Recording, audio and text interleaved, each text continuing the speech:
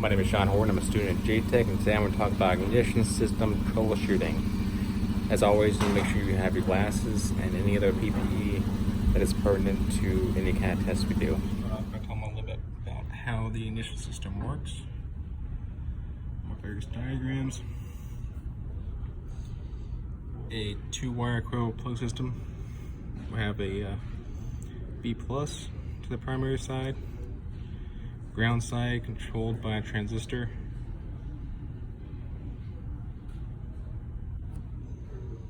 Three wire will have a B plus on the primary side, ground side always present by transistor inside the coil pack, controlled by another transistor and your PCM.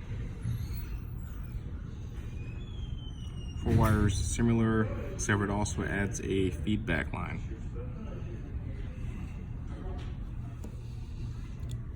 So your components of a 3-wire COP, you have your PCM, which has a transistor inside. The transistor is a semiconductor. Sometimes it's conductive, sometimes it's not, depending on whether it's getting signal. Your signal line, power line to the primary side, ground side to the primary side, maybe secondary side in red. Down here you have your spark plug, also on the secondary side.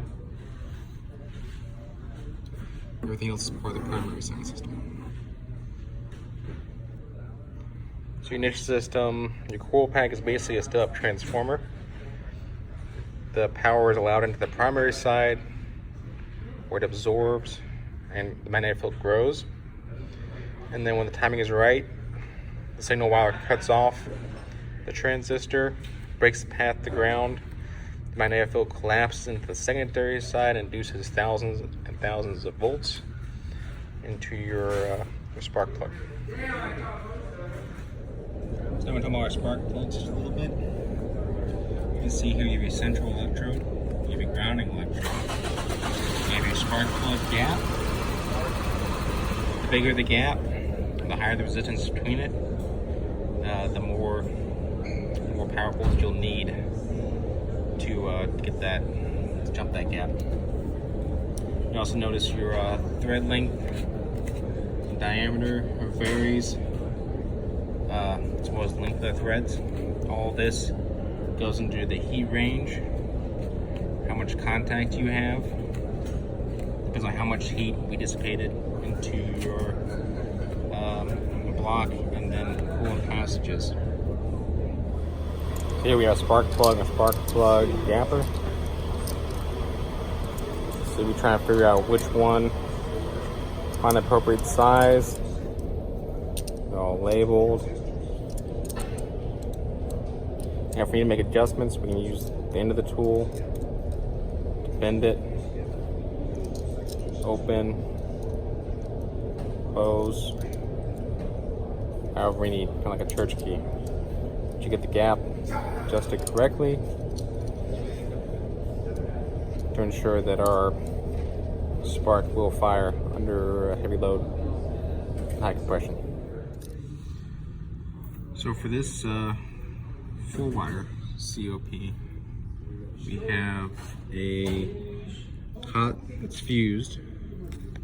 It has power and anode start. But other than the fuse, it goes directly to every ignition coil. These all have individual signal wires that go to the CPU, PCM, and they have dedicated ground right here in green. For performing a voltage check on our 4-wire system, we just need to backpin the B positive, put the red lead to it, the black lead to ground, have the key on anode start, and we should read battery voltage on our voltmeter. Let's try it. There we go, set up. We've got one probe to our brown wire, which is battery power. Reading 11.87 volts. Signal is on the ground side, and the key is on right now. And we're going to perform these checks whenever we have issues with a spark. We're going to make sure that it has power and ground. We're going to our ground side. This one has a direct line to ground, so what we can do is put our meter on ohms. We can isolate the ground and then measure from there to ground using the resistance. 2 wires here, we might not have a path to ground because of the transistor in the PCM. We have a 4-wire here, we're going to try it out and check our path to ground. Then I've got this hooked up to the ground side wire. Our grounds are isolated. Our leads are from the ground wire to the ground. Get about 1.3 ohms resistance. You probably have a 0.4 delta on the meter itself, so it's pretty low. Now, better testing this is the voltage drop. That way you can ensure that you don't just have a path, you have a good path. But for now, this just can make sure we have continuity. So now we've got a spark tester out, and we're checking our coil pack to see if it's capable of having the spark.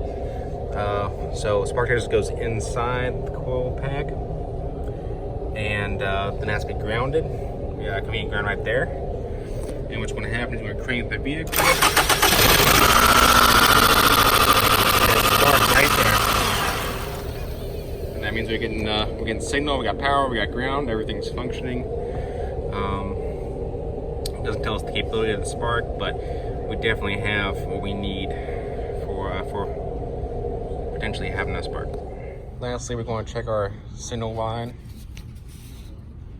with an oscilloscope. So the signal comes from the PCM. That's telling the transistor to open to allow the break in the primary side of your coil. Alright, so we got our oscilloscope hooked up. Our signal wire, IGT. Grounded. That's what we see. Now it's at 20 milliseconds, 1 volt. And it's just spiking every time that cylinder is going to fire. That's the PCM letting it know to drop the ground and fire the spark. The time between is dwell time. That concludes my video on ignition system troubleshooting. Hopefully you learned a little something about how to check our ignition system of sparks and how it all functions. Thank you.